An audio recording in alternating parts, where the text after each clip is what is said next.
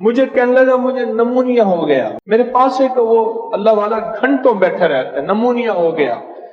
آپ کا وظیفہ میں نے پڑھا, دل پہ ہاتھ رکھ کے یا باعث ہو یا نور ہو, میری تہجد مجھے نصیب ہو گئی اور مجھے دعاؤں کا لطف اور دعاؤں کا ذائقہ اور دعاؤں کی لذت مل گئی. دل پہ ہاتھ رکھ کے سوتے ہوئے یا باعث ہو یا نور ہو. گرمی کیوں مانگتا ہے؟ تو اللہ کا نظام دیکھیں, اللہ نے موسم ٹھنڈا, جسم ٹھنڈا اور بڑی نعمتیں ہوں, اور آج کھانے کی ترتیب بہترین نہیں بن گئی ہے؟ کمال ہو گیا. افطار کی, کھانا کیا, الحمدللہ, جو مقدر کے 2-4 لقمے کھائے,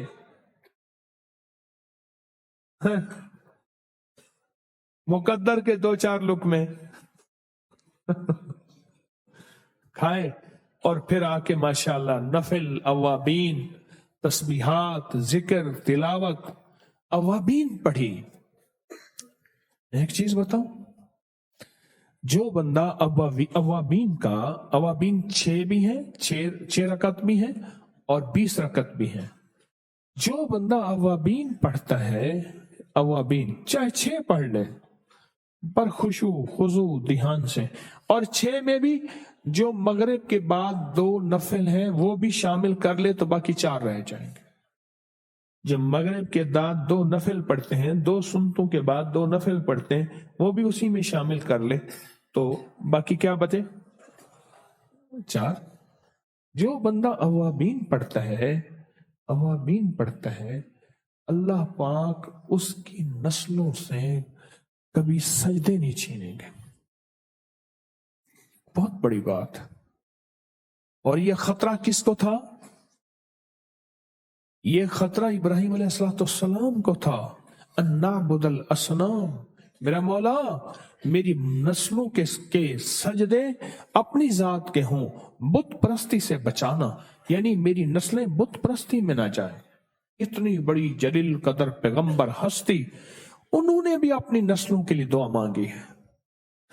اور اوابین, اور دنیا کا خوش قسمت ہے جو قرآن پڑھے اور رمضان میں قرآن رمضان میں قرآن پڑھے اور بہت زیادہ پڑھے, اور نہیں آتا تو انگلی پھیر کے کلمہ اور پڑھنے کی نیت, قرآن سے محبت کریں, رمضان سے قرآن سے باتیں کریں اور قرآن کی منت کریں کہ قرآن ہم نے تجھے بہت عرصہ چھوڑا, تو اللہ سے دعا کر کے میرے یہ کام بنوا دے, اللہ سے دعا کر کے میری یہ مشکل ٹلوا دے, اللہ سے تو اللہ کے ساتھ ہے تو رب کا کلام ہے, میری یہ منزل مجھے ملا دے. قرآن کو پڑھیں, قرآن سے باتیں کریں, قرآن کو پیغام دیں, قرآن کو میسج دیں.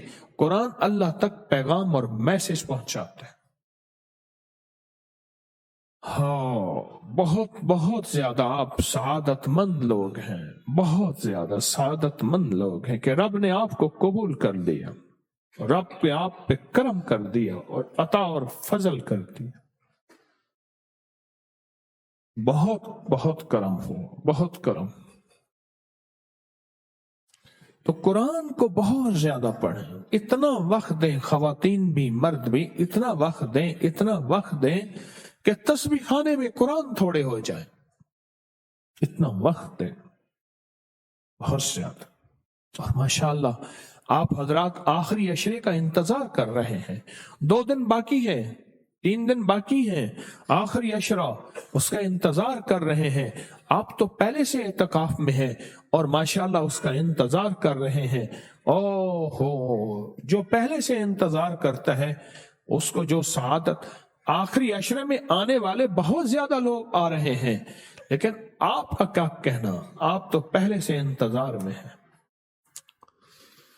اچھا, آج نہ ہم ایک محفل میں تھوڑی سی باتیں کرتے ہیں, ایک بات کرتے ہیں. جیسے ہمارے کل ایک ساتھی نے کہا کہ میرے گھر میں سانپ بہت آتے ہیں, یاد ہے نا کل؟ تو ہمارے ایک مخلص نے کھڑے ہو کے مار خور کا چمڑے کا ٹکڑا دیا, मार खोर के चमड़े का टुकड़ा दिया कि ये चमड़े का टुकड़ा है मार खोर का, ये अपने पास रख, सांप खुद तुझसे डरेगा। इस तरह की छोटे छोटे टोटके और तलिस्मात, इस तरह की चीजें आज हम उनका तस्करा करेंगे जिससे अल्लाह की मखलूक को नफा हो। क्या ख्याल है, कर ले? इस तरह के छोटे छोटे टोटके जो बाजार समझ ना आते हो लेकिन उनके पीछे बुनियाद हो। अगर आप कहते हैं आज सवालों जवाब हो जाए तो वो भी कबूल है मैं, लेकिन मैं कहता हूं आज इस तरह के टोटके अगर बयान कर दें तो क्या ख्याल है, नफा नहीं होगा? छोटी छोटी चीजें ऐसी जो सीनों में छुपी हुई हैं, जो राजों में छुपी हुई हैं, अगर ऐसे बयान कर ले तो एक दूसरे को फायदा हो जाएगा, नफा हो जाएगा, कुछ राज सामने।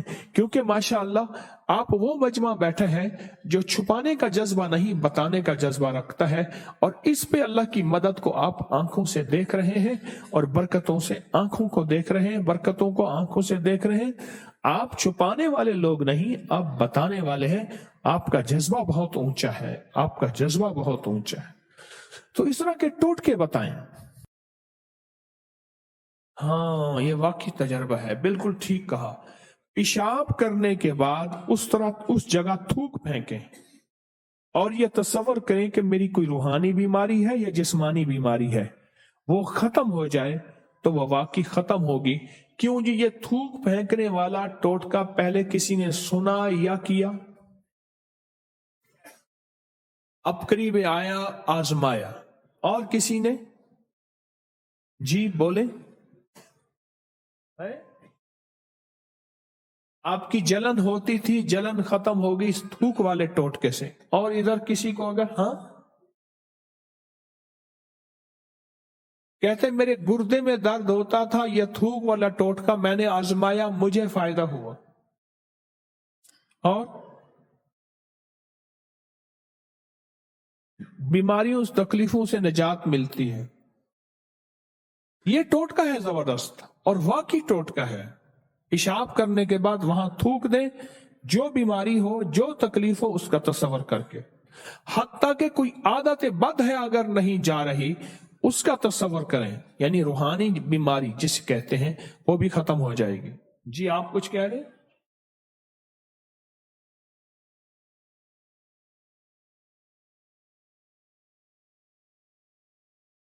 हाँ, वो कहते हैं अगर पेशाब करने के बाद, ये पखाना इजाबत करने के बाद उसमें कोई लकड़ी का तिनका सब्ज हो, वैसे कोई भी तिनका हो, ये अमल है, तो आंख के ऊपर जो आंजड़ी, ये आंख के ऊपर जो जख्म हो जाता है, इसे गुहांजनी कहते हैं, ये ठीक हो जाती है। अच्छा, ये लकड़ी वाला टोटका और भी कई बीमारियों के लिए, किसी को और पता है इस किसी बीमारी के लिए लकड़ी वाला टोटका? और कोई टोटका बताएं अपना, और कोई बोले जी।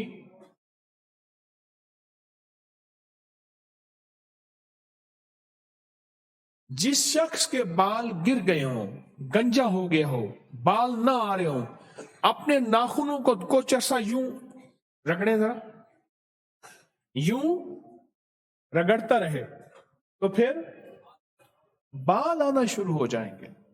ये आपने कहां से लिया?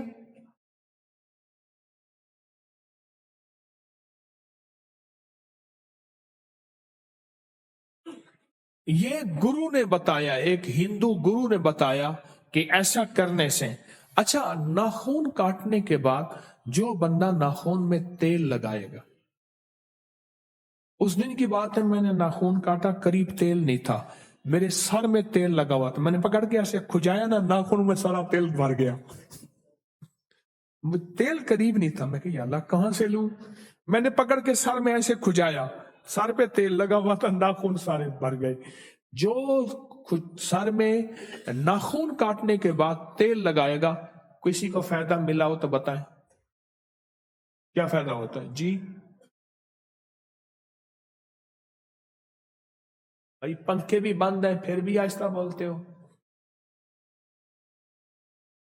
नजर तेज होती है और चेहरे पे झुर्रियां नहीं होती, चेहरे पे रौनक। एक फायदा और किसी का? सर से खुश्की खत्म होती है और फायदा, टेंशन खत्म होती है और फायदा, जिस्म हल्का फुल्का। अच्छा जी, और किसी का टोटका? आज आप सखावत में बैठे हैं, देखें टोटका इसको कहते हैं सुना है या आजमाया है। अगर ना सुना है ना आजमाया है, बाद लोगों को ऐसे खड़े होने का शौक होता है, कैमरा तो वैसे ही नहीं। आप सुना है या आजमाया है जरूर बताएं, नहीं है तो बैठे जिक्र तो वैसे ही कर रहे हैं माशाल्लाह आप।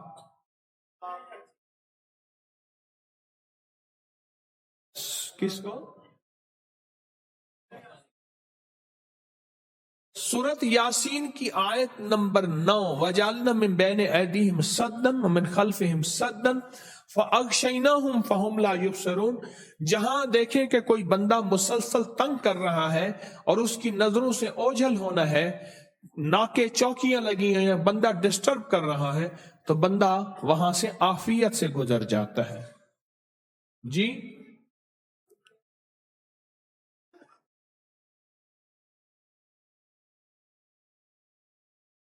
कह रहे जो अंगूठे वाला अमल बताया था ना, गला पक जाता था, खराब हो जाता था, 1 साल हुआ है उसके बाद मेरा गला खराब नहीं हुआ। कौन सा? दोनों अंगूठे करते हैं। बाएं हाथ वाला अंगूठा मैंने बताया था, ये टोटका था, ऐसे ऐसे उसको खूब गर्म करके फिर क्या करना है,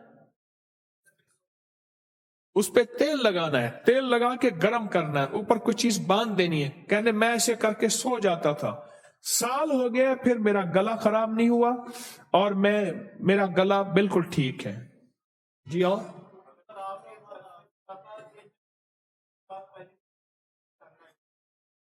कहते हैं कि आपके दर्स में सुना था कि दुल्हन जब घर में पहले आए तो उसके पांव धुलवाएं, चारे कोनों में पानी डाल दें, जो मर्जी हालात है कभी तलाक नहीं होगी। और एक टोटका और भी बता दूं, पहला बच्चा है, दूसरा बच्चा आए तो दूसरे बच्चे को पांव दिखाएं, उस बच्चे का चेहरा ना दिखाएं। आज टोटकों की दुनिया चली है और है बड़ी दिलचस्प। पहला बच्चा है, अल्लाह ने दूसरा दे दिया, वो उस बच्चे को दूसरे बच्चे के पांव दिखाएं, चेहरा ना दिखाएं। सारी उम्र आपस में जेलसी नहीं रहेगी, मोहब्बत रहेगी। वरना ये एक दूसरे पे ऊपर आने वाले, यहां टकराव ज्यादा होता है, एक दूसरे के ऊपर से आने वाले टकराव ज्यादा होता है। जी और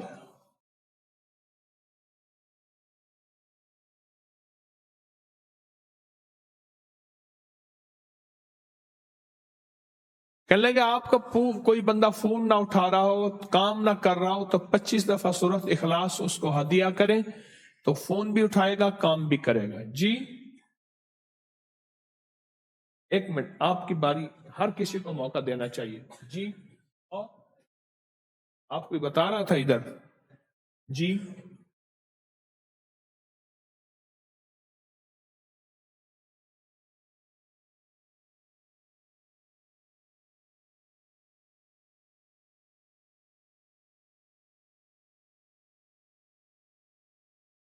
कहते हैं शहद की मक्खी हो, भेड़ हो, जहरीली चीज काटे, एक बार सूरत कौसर पढ़ें और फिर वो लुआब उस पे लगाएं, फिर पढ़ें सूरत कौसर, फिर लगाएं, फिर इस तरह 3 दफा वो लुआब लगाएं, जलन, तकलीफ, सोजिश खत्म हो जाएगी।